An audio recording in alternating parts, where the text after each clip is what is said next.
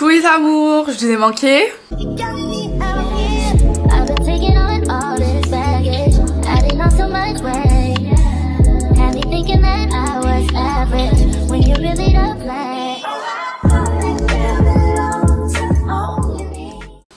Alors on se retrouve aujourd'hui pour une nouvelle vidéo.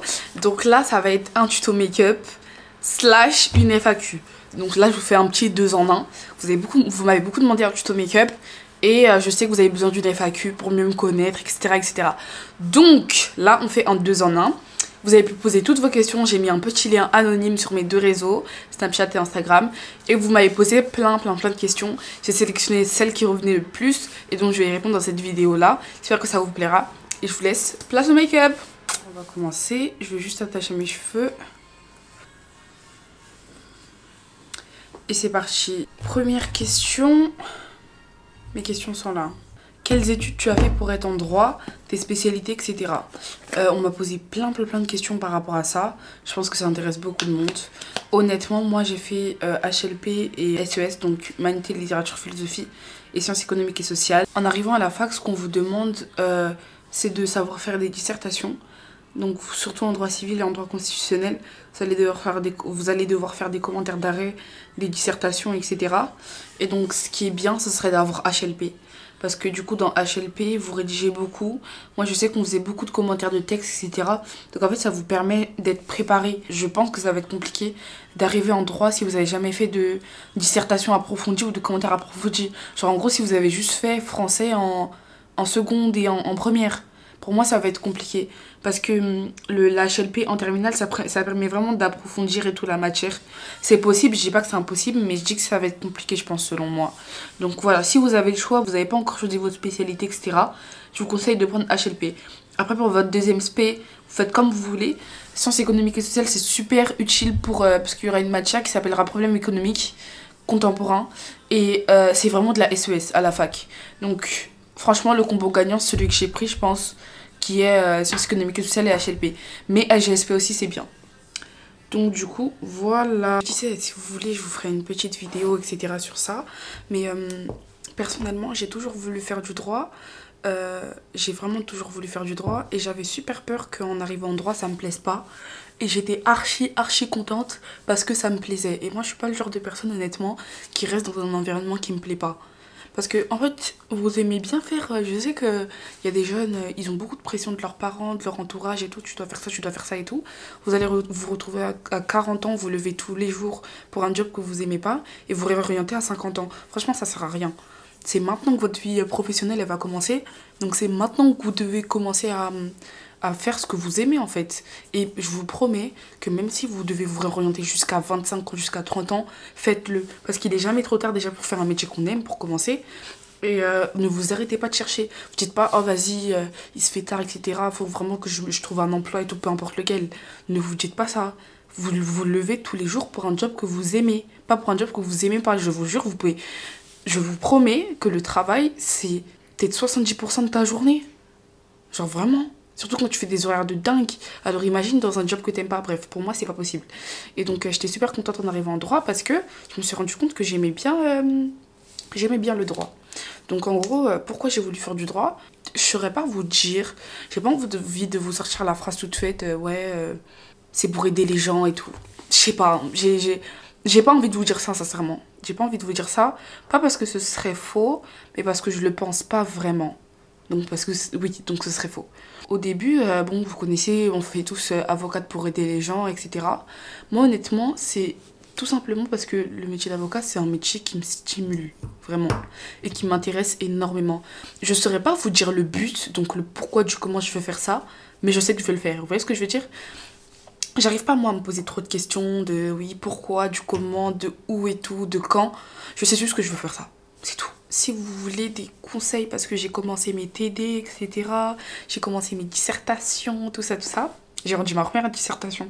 D'ailleurs, si vous voulez que je vous montre ma note, en fait, vous me suivez sur Snap. Bref. J'ai rendu ma première dissertation. Si vous voulez des conseils par rapport au TD, etc., n'hésitez pas, mes amours. Vous avez vu que je vous réponds. Troisième question, pardon. Quelles sont tes passions? J'ai 3 passions dans la vie. Dieu, le droit, YouTube. Enfin, filmer. En fait, honnêtement, hein, filmer, c'est ma passion. Me filmer, c'est ma passion. Je vous parle en sérieux. Vous savez que, honnêtement, je peux passer des heures et des heures devant des vidéos YouTube juste en regardant les montages, comment il a fait ses transitions, etc. Je suis émerveillée, genre vraiment. Quand je vous dis que je kiffe, je surkiffe même. Donc voilà, YouTube c'est vraiment une passion, hein. Moi je fais absolument pas ça pour... parce qu'il y en a qui me demandent... ma mère, elle me demande tous les 4 matins combien j'ai d'abonnés YouTube, combien je fais de vues, etc. Mais je m'en fiche de ces petits détails là. Parce qu'honnêtement, si je m'attarderais que sur ça, j'aurais laissé tomber depuis longtemps. Mais comme je le fais par passion et parce que j'aime énormément faire ça, ça me concerne pas les vues, ça me concerne pas les trucs. À part les commentaires, bien sûr que je les lis et j'y réponds. Mais tout ça, ça me concerne pas, c'est futile par rapport à ce que j'aime faire. Vous voyez ce que je veux dire? J'aime trop YouTube.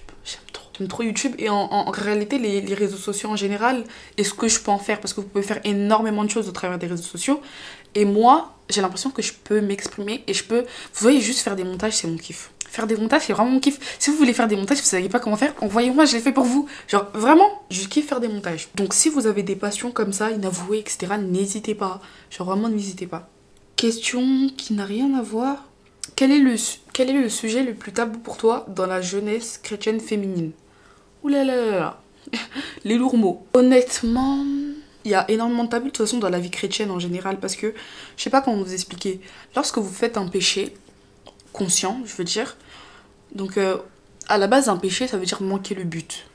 Manquer le but. Et donc lorsque vous vous détournez du but que vous devriez atteindre à la base,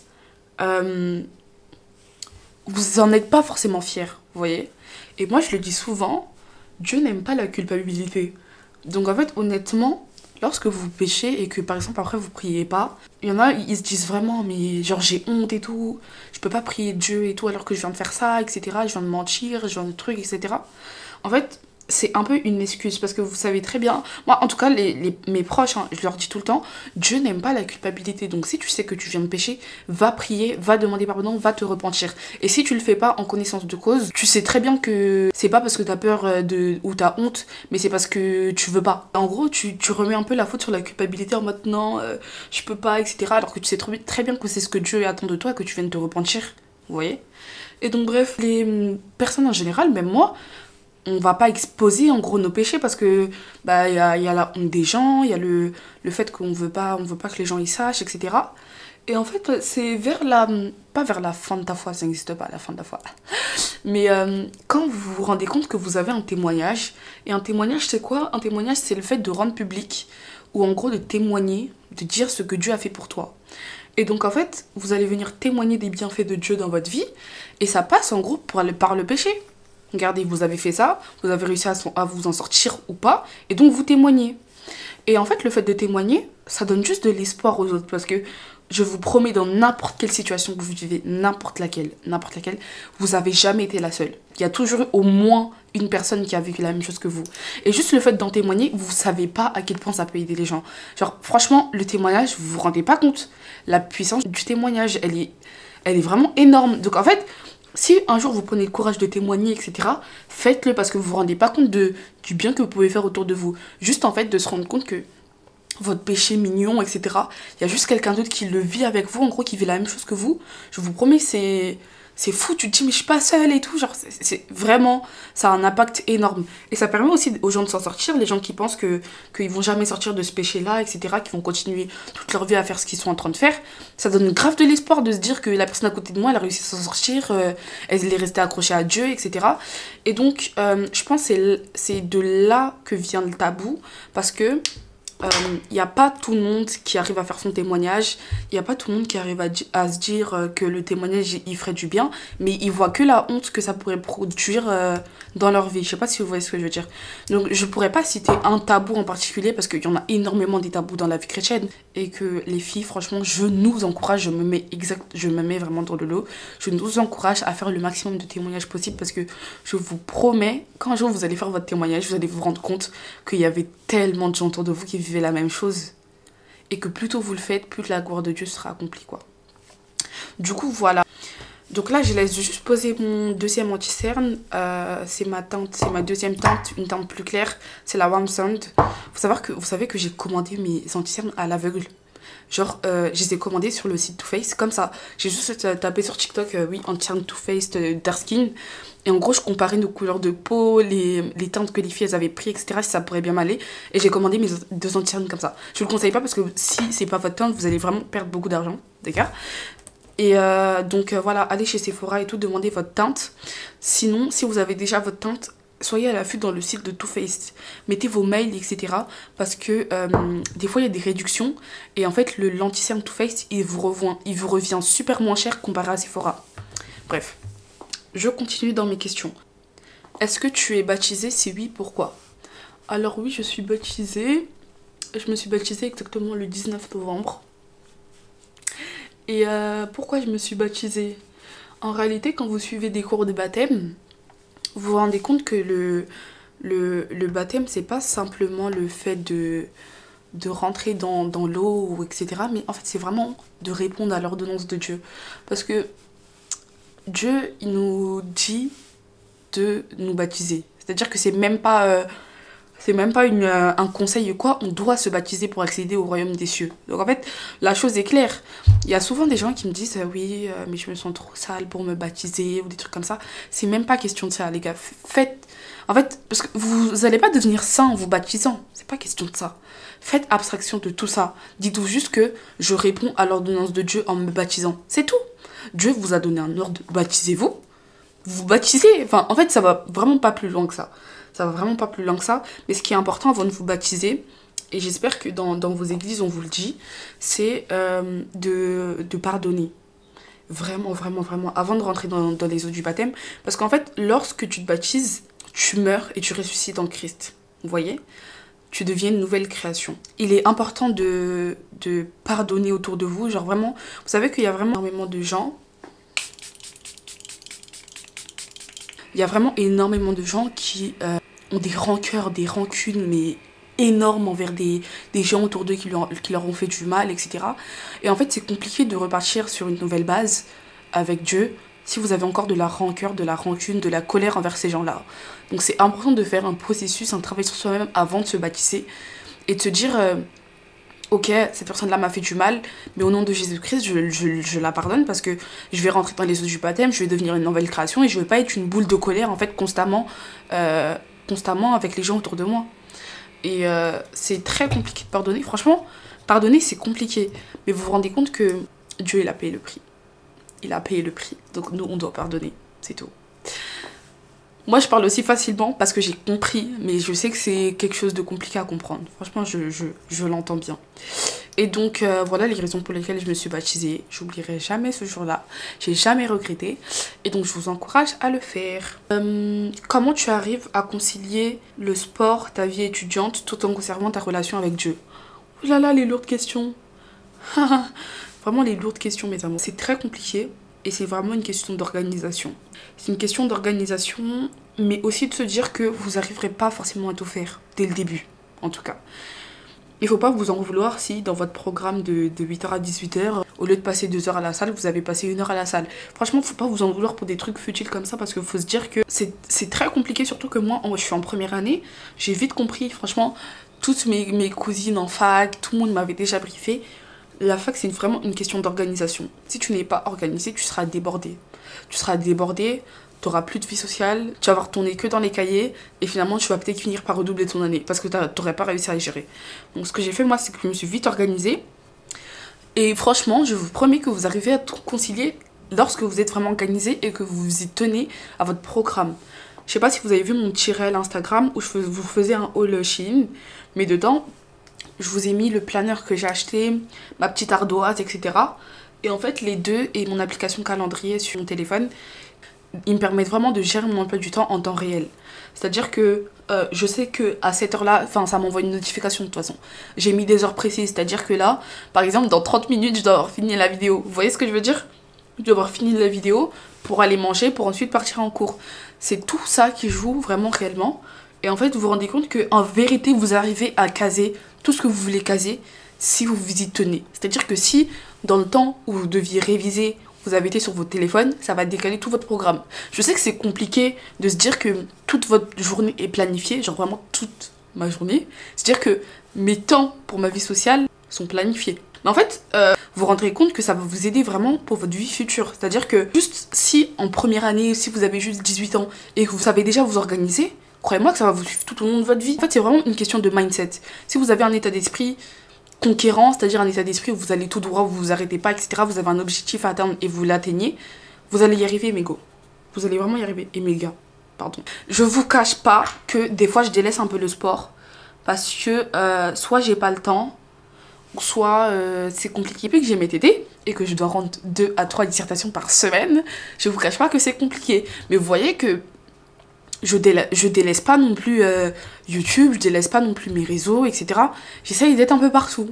Parce que c'est pas parce que je délaisse un peu, je dis bien un peu, je fais pas plus de sport. Je délaisse un peu un domaine que je dois tout laisser tomber, vous voyez. Mais voilà, c'est une question vraiment d'organisation, honnêtement. C'est si vous le voulez, vous le pouvez. On va pas se mentir, les filles. Si on veut, on peut, véritablement. Essayez de garder vraiment une place pour Dieu. Vraiment, vraiment, honnêtement. Parce que, honnêtement, c'est lui qui me permet de tenir. Je vous cache pas. Vraiment, je vous cache pas. Surtout quand vous êtes dans des études supérieures qui sont vraiment très compliquées. Je vous promets que Dieu a vraiment son rôle à jouer. Prochaine question. Ah, purée, cette question. Donc, es-tu en couple? Je peux avoir ma vie privée ou bien... ou je peux pas. Bon, je peux pas. Non, je ne suis pas en couple. C'est la seule question. En fait, la seule réponse possible était oui ou non, hein. On est d'accord? Bah, non. C'est bon, bah, c'est autre chose ou pas? Quel conseil tu donnerais à une personne qui souhaite se lancer sur YouTube? J'aime beaucoup cette question. Honnêtement, amuse-toi. Genre, vraiment, enjoy. Enjoy. Si vous êtes sur les réseaux, je parle des réseaux en général, si vous êtes sur les réseaux pour de l'argent et pour des vues, ça peut fonctionner, etc. Franchement, gloire à Dieu, si vous avez atteint vos objectifs, etc. Ok. Mais honnêtement, moi, je préfère faire les choses par passion. Parce que même si le résultat n'est pas fameux pour vous, au moins il l'est pour moi, dans tous les cas. Vous voyez ce que je veux dire? C'est-à-dire que moi, je ne m'attarde pas sur des détails tels que la monétisation, des trucs comme ça. Évidemment, c'est un plus. Je ne vais pas faire la meuf, je veux pas d'argent. On est bien d'accord. Mais que ce soit pas le centre de votre... Enfin, le but de votre contenu. Vous voyez ce que je veux dire? Créez pas du contenu pour avoir de l'argent derrière. Franchement, moi, je trouve pas ça fou. C'est comme, en fait, ce que je vous parlais par rapport au métier. Si vous faites un métier juste uniquement, je parle vraiment uniquement, parce que l'argent rentre évidemment en jeu. Mais si vous le faites uniquement pour l'argent, vous serez pas heureux. Parce que vous faites pas un métier que vous aimez. Est-ce que vous comprenez ce que je veux dire? Donc moi... Ça sert à rien parce que je pense honnêtement si je fais des choses pour l'argent je vais me décourager parce que si vous saviez combien de temps je passe pour le montage, pour la création de contenu, pour les réseaux, etc. Si j'aimais pas ce que je faisais, je le ferais pas parce que ça me prend un temps monstre. Donc franchement, enjoy, fais-le pour toi, le fais pas pour les autres. Et honnêtement, quel conseil je pourrais te donner? Moi, je suis une adepte de la qualité, c'est à dire que je suis obsédée par les images claires, bien truc. Vous voyez, là vous me voyez clairement, vous voyez absolument toutes mes imperfections. Voilà, je n'aime vraiment pas, vraiment pas les images sur YouTube de mauvaise qualité. Donc si franchement je pourrais te conseiller d'investir dans quelque chose, c'est dans une caméra, honnêtement. Honnêtement, parce que même si tu prends le dernier iPhone, parce que moi personnellement j'ai l'iPhone 14 Pro Max et j'ai filmé ma première vidéo avec. Le résultat n'est pas fameux. Si vous regardez ma première vidéo et cette vidéo là, ça n'a rien à voir. Donc en fait, même si tu prends le dernier iPhone, tu n'auras pas une excellente qualité. Donc en fait, honnêtement, je te conseille vraiment d'investir dans une caméra. Si tu souhaites faire un projet à long terme, parce que si c'est pour juste une vidéo, fais-le avec ton téléphone, ça ne vaudra pas le coup. Mais si c'est pour un projet à long terme, investissez les gars. Après moi, c'est parce que je suis vraiment obsédée par la qualité de la vidéo. Vraiment. Mais si vous n'êtes pas comme moi, vous cassez vraiment pas la tête. Hein. Moi, c'est juste des petits tips que je vous donne. Essayez de faire un bon montage. Parce que en réalité, si vous avez une bonne qualité de vidéo et que vous montez mal, entre gros guillemets, c'est-à-dire qu'en fait, c'est pas fluide, ça va pas accrocher l'attention du lecteur, vous voyez. Donc, essayez de faire des montages corrects. Mon teint, il est pas trop beau. Par contre, les amis, j'ai genre juste une seule manière de me maquiller. Genre, je me maquille tout le temps comme ça. Là, si je vais en cours, je me maquillerai pas autant. Donc, c'est-à-dire que par exemple, je mettrai que un seul anti-cerne. Au lieu de racheter le plus clair, je mettrai que le foncé. par exemple, pour aller en cours. Mais si je vais par exemple, je sais pas moi, à un mariage ou je sais pas, je sors au restaurant, etc., je me maquillerai de cette manière-là. Je ne change jamais. Après, je pense que c'est comme ça pour tout le monde. Ce qui change en vérité, c'est les yeux, non? Vous pouvez décider de maquiller ou pas les yeux. Mais sinon, en vérité, le teint, il est toujours le même. Parce que vous pouvez pas changer de manière de maquiller votre teint tout le temps, non? Ou c'est vraiment moi qui maquille tout le temps de la même manière? Bref. Quel conseil aurais-tu pour une personne qui vient de débuter dans la foi? Honnêtement, reste accroché à ta volonté de Dieu et ne t'occupe pas des hommes, en réalité. Quand vous arrivez dans la foi, vous avez besoin d'encadrement, vraiment besoin d'encadrement.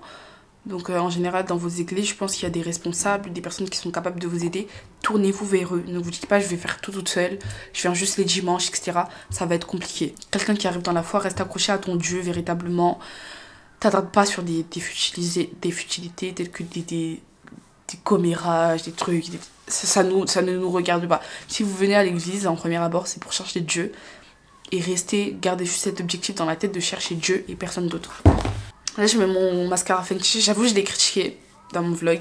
Mais en fait, il est bien. Du coup, je le garde. Je vous conseillerais, purée, j'avais oublié de vous dire ça.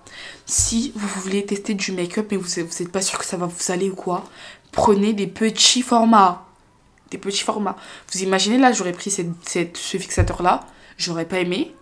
Je me serais retrouvée avec la grosse brume de 39,99 € si je me trompe pas. Donc, prenez à chaque fois les petits formats. Donc, on est sur la dernière question.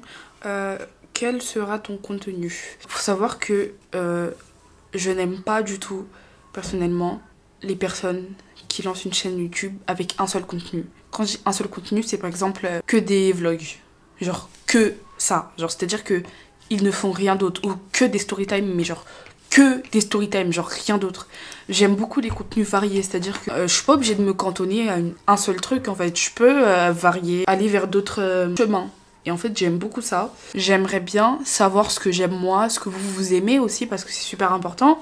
Et donc, en fait, je pourrais pas savoir ce que vous aimez ou ce que j'aime si je fais un seul contenu. Donc, franchement, je pourrais pas vous dire quel contenu je vais faire, parce que je pense pas faire un seul contenu. Franchement, sur toute ma chaîne YouTube, je pense faire plusieurs contenus. Et vous imaginez même pas ce que je vous prépare. Genre, vraiment. Vous savez que moi, j'aime énormément les youtubeurs qui sont authentiques, originales et qui font ce qu'ils aiment. Et c'est exactement ce que je veux faire moi. Faire totalement ce que j'aime et ne pas me préoccuper de choses futiles telles que faire un seul contenu. Pas du tout. On finit par le fixateur toujours. On en met toujours une tonne. On finit avec le petit gloss Fenty. Voilà, terminé. Qu'est-ce que vous en pensez de ce petit make-up, mes amours? Vous aimez ou pas? Si vous avez d'autres conseils, n'hésitez pas. Je reste à votre disposition pour tout. Donc voilà, c'est la fin de cette petite FAQ. J'espère que j'ai pu répondre à peu près à toutes vos questions. J'ai sélectionné les plus intéressantes, celles qui revenaient le plus surtout. Donc voilà, j'espère que vous avez aimé cette vidéo, j'espère que vous avez surkiffé. Si vous avez d'autres questions, n'hésitez pas en privé, je m'en ferai un plaisir de vous répondre. On se retrouve donc la prochaine fois pour une nouvelle vidéo. Bisous mes amours.